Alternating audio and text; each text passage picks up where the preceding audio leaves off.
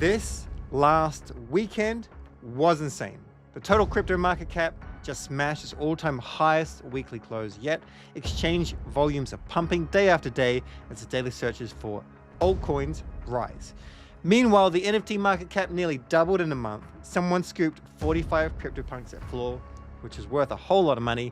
Pudgy penguins are now number 2 in the collection status as well. And DOGE, the OG meme coin, is pumping hard, and Flocky might crash the party next. We had a very busy weekend. Smash that subscribe. Let's dive into it. Let's start off with Trump Media buying $2 billion worth of Bitcoin. And let's have a look at this. This is the highest close.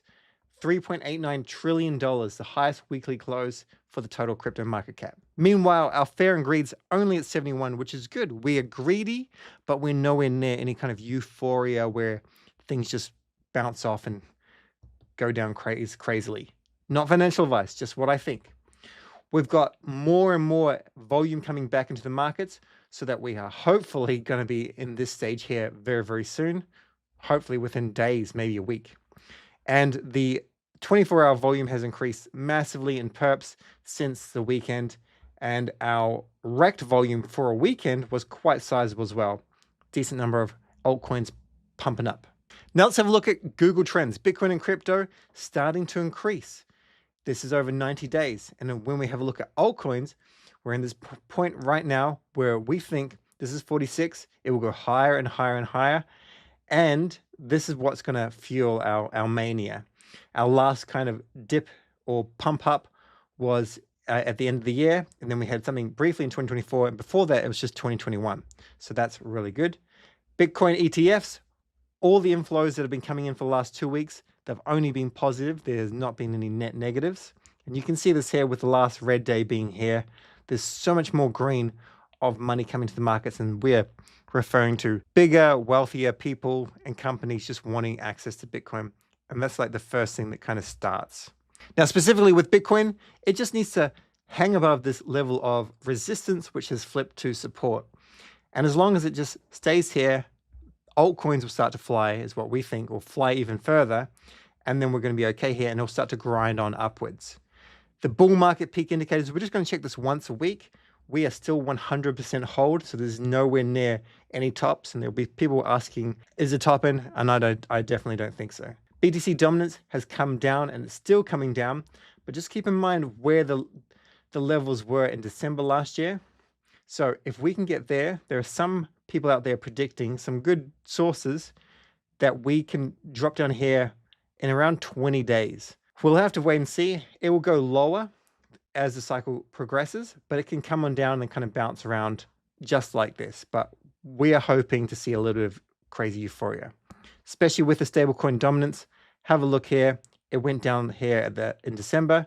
We're still quite a way away from there. We'll have a little bit of resistance here and then here. But then in order to get these really crazy vibes, it needs to dip all the way down to these levels as well. Solana is almost at its 0.5 level. Just a few more dollars and we're at 195. That's a nice place for us to move up further. Also, Bitcoin cohorts by wallet size are accumulating more Bitcoin. And Michael Saylor, staying humble, stacking sats. I don't really care for his posts so much, just the fact that he does posts and it gets insane amount of attention. 25,000 likes, 1.3 million views. They go in, they start to make more money. There's all these companies and all these bigger players in the world that will want access to Bitcoin, and they're late, but they're still not overly late. They will jump in. There's a few key events this week, but the one that we're looking at mostly is number 6, 15% of S&P 500 companies report earnings. Earnings season is officially here. If the earnings are good, the stock market goes up. If they're bad, it goes down a little bit. Let's see what happens there. NFT market cap has just pumped 17% in a day. CryptoPunks and Pudgy penguins, most people are priced out of. Very bullish on Infinex patrons. I've spoken about that for quite some time. They've pumped in terms of US dollars, just to keep that in mind. This here, I want to do a short little video on this, but I think this is really, really big when you've got these top collections, CryptoPunks, Bored Apes, and whatnot, starting to increase their value significantly. It means more attention for Ethereum.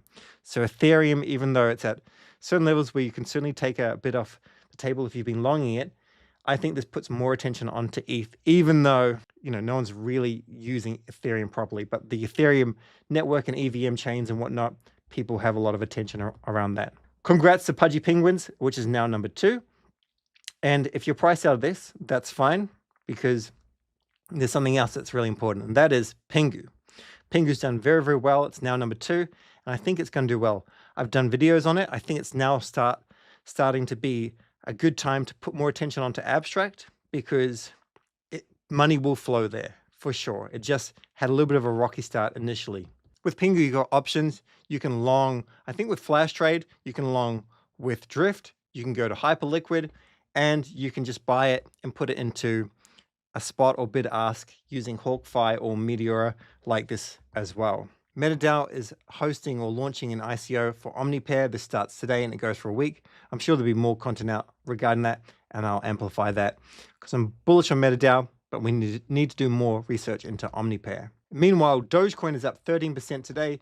Bonk Guy's talking about this as essentially being something to really keep an eye on, because a dollar is very optimistically going to happen, and Flocky is a beta move here. So whatever you're going to do here, you may just be keen to buy some on a SEX, and then from there just sell it at higher levels.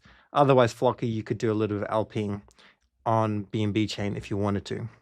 Also, Useless is starting to get a little bit of attention as per the Bonk Guy. It's one person, to be fair, but it's a highly respected person, the inflation guy, and they write for investing.com. They've put out a blog post, and this could be something like what happened with Fartcoin, where traditional finance started going because the narrative was good. The last thing we'll cover is Fogelchain says big week, so I think this week the testnet goes live. I'll keep you updated. That's all. Thanks for watching. Cheers.